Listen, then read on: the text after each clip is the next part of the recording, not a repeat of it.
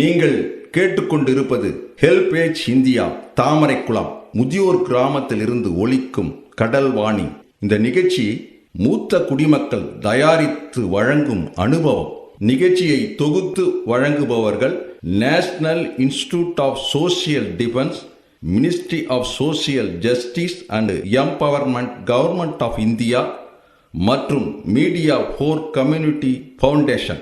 நிகழ்ச்சியின் கருத்தாக்கம் national coordinator Thiru doctor R Sridhar, principal coordinator Thiru Alok Verma, project coordinator miss Kausalya, miss Sai Sudha, miss Pooja Murada. மேலும் HelpAge India Cuddalore project தலைவர் Thiru Venugopal Ramalingam, HelpAge India Cuddalore இயக்குனர் doctor Thiru Sathyababu மற்றும் Kadalvani radio technical person Thiru Manojkumar.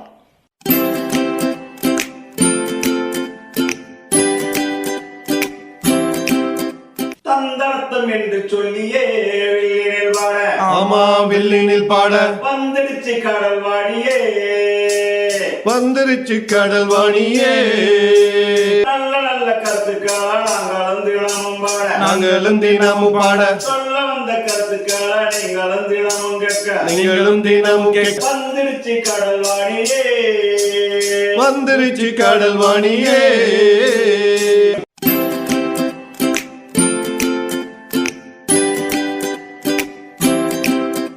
வணக்கம்மா. நம்ம அனுபவ நிகழ்ச்சியில் பேச போகிறோம். என் பேர் விருத்தாம்பாள், வயது 66 ஆகுது. எங்கள் முதியோர் இல்லத்துலேருந்து பேசுகிறோம். இப்போ தாய்ங்க இறுதி கடைசி கட்டத்தில் இறந்துடுறாங்க. அப்படின்னும்போது பிள்ளைக்கு அதிக வருத்தமா, பெண்ணுக்கு அவங்க பெற்ற பெண்ணுக்கு அதிக வருத்தமான்றதை பற்றி கொஞ்சோண்டு ஒரு ஒப்பாரியிலே கொஞ்சம் ரீசெண்டாக சொல்கிறோமா. என்னென்னா, இப்போ ஒரு தாய் இறந்துட்டாங்க.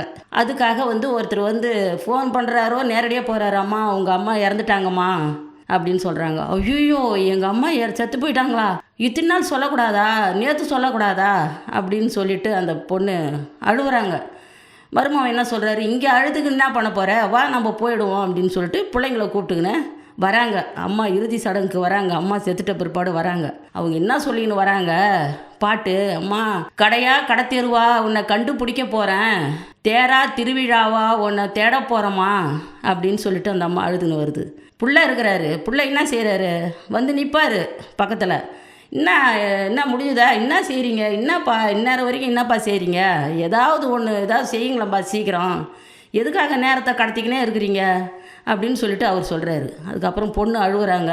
பொண்ணு ஒருத்தி வாய் திறந்தா பின்னொருத்தி வாய் திறப்பா, மக ஒருத்தி வாய் திறந்தா மற்றொருத்தி வாய் திறப்பா அப்படின்னு அந்த பொண்ணுங்களுக்கு அவங்க அழுவும்போது மற்றவங்க அழுவாங்க. பொண்ணுங்களுக்கு இவ்வளோ வருத்தம் இருக்கும். புள்ள என்ன சொல்கிறாரு, திருப்பியும் ஏதாவது சீக்கிரம் முடிச்சுட்டு போகலான்னு பார்த்தா ஒன்றுமே நடக்கலை. என்னப்பா நீ, உனக்கு எவ்வளோ காசு வேணும், உனக்கு எவ்வளோ காசு வேணும். பொண்ணு அப்படி நினைக்கல. அம்மா இன்னும் கொஞ்ச நாள் இருப்பாங்களா, செத்துட்ட பிற்பாடும் அம்மா கொஞ்ச நாள் இருப்பாங்களா, இறுதி சடங்கு அதுக்குள்ளே நடத்திடுறீங்களே எங்கள் அம்மாவுக்கு, நான் எங்கே போய் எங்கள் அம்மாவை கண்டுபிடிப்பேன் அப்படின்னு சொல்லிட்டு பொண்ணு அழுகுறாங்க. அவங்க பெத்த பொண்ணு. புள்ள என்ன செய்கிறாரு, சீக்கிரம் அவங்கள இறுதி நடத்திடுங்க, நாங்கள் போகணும். அதுக்குள்ளே மருமவன் என்ன சொல்கிறாங்க, நீ ஒன்றா இருந்துட்டு வா, என்னால் முடியாது சாயந்தரம் வரைக்கும்லாம் இருக்கிறதுக்கு. அவங்க என்னமோ சாயந்தரம் எடுக்கிறான்றாங்க பாடியை அப்படின்னு சொல்லிட்டு அந்த அம்மா மல்லு வாங்குது. இவர் என்ன சொல்கிறாரு, கண்ணை காட்டுறாரு, கொஞ்ச நாள் இரு பொறுத்துக்கும், கொஞ்ச நாள் இரு பொறுத்துக்கும் அப்படின்னு சொல்லிட்டு இவர் பயப்படுறாரு மனைவிக்கு. எதுக்கு, ஒரு பொண்ணு ஒரு புள்ள, 2 புள்ள 2 பொண்ணும். ஆனால் பெண்களுக்கு இவ்வளோ ஒரு துக்கம் இருக்கும்போது பிள்ளைக்கு அவ்வளோ ஒரு கம்மியாக இருக்குதுன்னு பற்றி தான் நாங்கள் பேசுகிறோமா. அதே மருமகளுக்கு பயந்துக்கின்னு, அந்த பொண்டாட்டிக்கு பயந்துக்கின ஒரு மனைவிக்கு சாயந்தரம் போகிறத இப்போயே போகலாமான்னு நினைக்கிறாரு. அங்கே நிற்கிறாரு, இங்கே நிற்கிறாரு, அங்கே நிற்கிறாரு. பொண்ணு அப்படி இல்லை, இத்தனி பாட்டுன்னு சொல்கிறா. எப்படி, பெண்ணொருத்தி வாய் திறந்தா பின்னொருத்தி வாய் திறப்பா அப்படின்னும்போது அவங்களுடைய துக்கம் எவ்வளோ தூரத்தில் இருக்குது பாருங்கள். தையல் பிரியலையே என் தாயார் பிரிஞ்சதுன்னா, மடிப்பு பிரியலையே என் மாதா பிரிஞ்சதுன்னான்னு அவங்க அழுவும்போது எல்லாரும் கூட சேர்ந்து நிறைய அழுவாங்க. ஒருத்தர் வாய் திறந்துட்டா போதும் அந்த பொண்ணு, மீதியெல்லாம் ஐயோ அவங்க பொண்ணு அழுதாங்க பாரு. வீட்டில் போய் கூட நம்ம சொல்கிறோம், அவங்க பொண்ணு அழுதாங்க பாரு, அப்படி அழுதுதுமா. தாய் சீரிடுறாங்களோ சீரிடலையோ அவங்க கையிலேருந்து உழைச்சி கூட நம்மளுக்கு எதனா செய்திருப்பாங்க. ஒரு சேலை ஜாக்கெட்டு கூட கொடுக்க முடியாத நிலையில் ஒரு தாய் இருப்பாங்க. எல்லாருமே வசதியாக வாழ்ந்தது கிடையாது. மூத்த குடிமக்கள், அதாவது சீனியர் சிட்டிசனின் உதவிக்கான டோல் ஃப்ரீ ஹெல்ப்லைன் எண்ணை நோட் பண்ணிக்கோங்க. 14567. இந்த டோல் ஃப்ரீ எண் காலை 8 மணியிலிருந்து இரவு 8 மணி வரை செயல்படும். மூத்த குடிமக்களின் உதவி மற்றும் ஆதரவிற்காக இப்போ அனுபவ நிகழ்ச்சி தொடர்ந்து கேட்கலாம். அந்த பெத்த பொண்ணு கூட அப்படி தான் அழுவும். அந்த மருமகன் என்ன சொல்கிறாரு, இன்னொருத்தர் வீட்டில் இருந்தால் வராரு அவங்க பிள்ளை, மருமகனாக வராரு, மருமகன் பிள்ளை, இது வந்து சொந்த பிள்ளை. மருமகன் என்ன சொல்கிறாரு, முடிஞ்சு போச்சு, இறுதி சடங்கு, வீட்டுக்கு போகிறாங்க, புள்ள போயிடுறாரு வீட்டுக்கு, பொண்ணும் போயிடுறாங்க கிளம்பி, பொண்ணு மருமகன் எல்லாம் போயிடுறாங்க பிள்ளைங்களை வீட்டுக்குன்னு. பொண்ணு வீட்டில் என்ன சொல்கிறது, அந்த பொண்ணு போய் வந்து குளிக்காமல் கூட அழுவுது போய் உக்காந்திக்கணும். அப்போ அவர் என்ன சொல்கிறாரு, எதுக்கு இது மாதிரி நீ அழுதுன்னு கிடக்குற, எல்லாருக்கும் வயசாயிடுச்சு, எல்லோரும் ஒரு நாளைக்கு நாமளும் போகத்தான் போகிறோம், எதுக்காக நீ அழுகுற, ஏதாவது குளிச்சுட்டு பசங்களுக்கு எதனா செய், அதுங்க எல்லாமே பாவமாக கிடக்குதுன்னு அவர் சொல்கிறாரு. பிள்ளை என்ன சொல்கிறாரு, பொண்டாட்டிக்கிட்ட என்ன சொல்கிறாரு, குளிச்சுடு, நான் போய் எதுனா போய் ஹோட்டலில் வாங்கின்னு வந்துடுறேன். என்ன வாங்கின்னு வந்துடுவேன் நீ, இந்நேரத்துக்கிட்ட வந்து விட்டுட்டு நீ போய் என்ன வாங்கின்னு வருவேன், அந்த அம்மா மல்லு வாங்குது. அப்போ கூட யாருக்கு இங்கே பாசம் அதிகம், பெண்களுக்கு தான் பாசம் அதிகம். எங்கள் அம்மா அப்பாலாம் செத்துட்டதுக்கு 3 நாள் வரைக்கும் 2 நாள் வரைக்கும் நாங்கள் சாப்பிடாத இருந்தோங்க.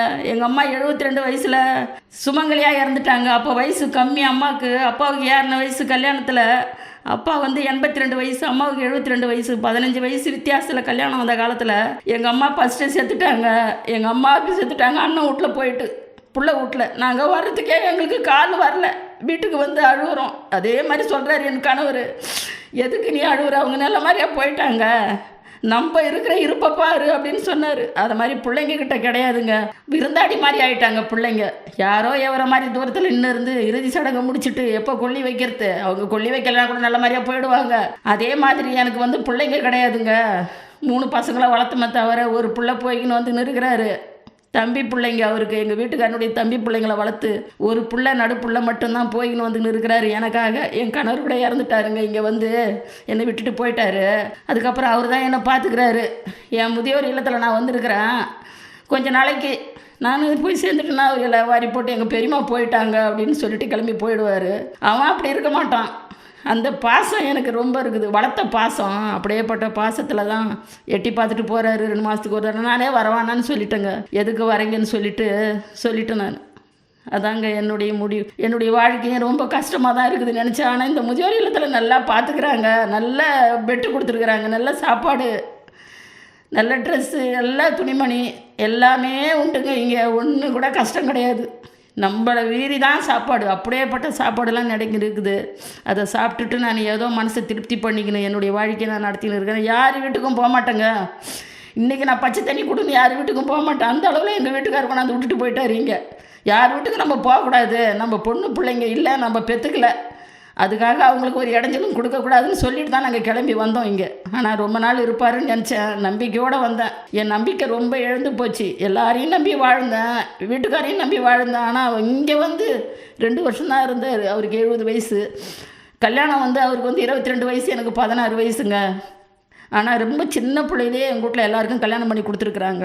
எங்கள் அம்மா செத்துட்டதுக்கு அப்படி அழுதானாங்க. அதை வச்சு தான் இன்றைக்கி எனக்கு அழ வருது. எங்கள் அம்மாவை நினச்சி அந்த அழையிலையும் நான் பேசுகிறேன்னு வச்சிங்களேன் ரொம்ப தைரியமாக. அப்பா செத்ததுக்கு அப்படி, அம்மா செத்ததுக்கு இப்படி அவ்வளோ அழுதோம் நாங்கள். வர்றதுக்கே மனசு இல்லை. அண்ணன் சொன்னார், ரொம்ப எங்களுக்கு நல்ல அண்ணங்க, ஒரு அண்ணனாக இருந்தாலும் 4 பேருக்கு ஒரு அண்ணன். ஃபஸ்ட்டு அவர் தான் சொன்னார், கஷ்டப்படாதீங்க, அவங்க நல்ல மாதிரியாக போயிட்டாங்க, கைகள் நல்லா இருக்கும்போதே, நீங்களாம் நல்லா இருந்து சாகணும்பா, நான் ஒருத்தம் தான் இருக்கிறேன், நீங்கள் அழாத போங்க எங்கள் வீட்டில் இருந்துட்டு அப்படின்னாங்க. இன்றைக்கும் எனக்கு காசு அனுப்புகிறாரு எங்கள் அண்ணன். அவருக்கு கொஞ்சம் காசு தான் கிடைக்குது. ஆனால் அவருக்கு வந்து பென்ஷன் கிடையாது. தனியார் கம்பெனியில் மேனேஜர் வேலை பார்த்தாரு. அவர் ஏதோ ஒரு டெபாசிட் பண்ணி வச்சுருக்கிறாரு அவர் ஒரு தொகையை. அதில் தான் எனக்கு ஒரு 2000 அனுப்புகிறாரு. நம்ம தங்கச்சி இது மாதிரி ஆகிடுத்த, கடைசி தங்கச்சி கணவர் கூட இல்லை, எப்பயுமே கொடுப்பாங்க, எங்கள் வீட்டுக்காரர் இருக்கும்போதும் கொடுப்பாங்க, இப்பயும் எனக்கு கொடுக்குறாங்க. அந்த ஒரு நன்மை எங்கள் அண்ணனாலையும் எங்கள் உறவுகளாலையும் கிடைக்குது. ஆனால் கணவர் உறவுகளை எதுவுமே கிடைக்கலைங்க. அதான் என்னுடைய பேச்சு முடிச்சுக்கிறேங்க. ரொம்ப நன்றிங்க.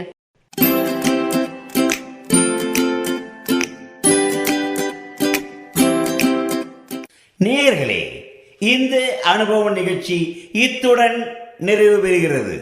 உங்களிடமிருந்து விடைபெறுவதற்கு முன் மூத்த குடிமக்களின், அதாவது சீனியர் சிட்டிசனின் உதவிக்கான டோல் ஃப்ரீ ஹெல்ப்லைன் எண்ணை உங்களுக்கு ஞாபகப்படுத்துகின்றேன்.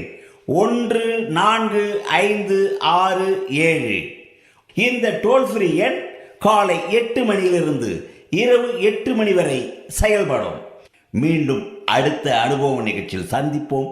நன்றி, வணக்கம்.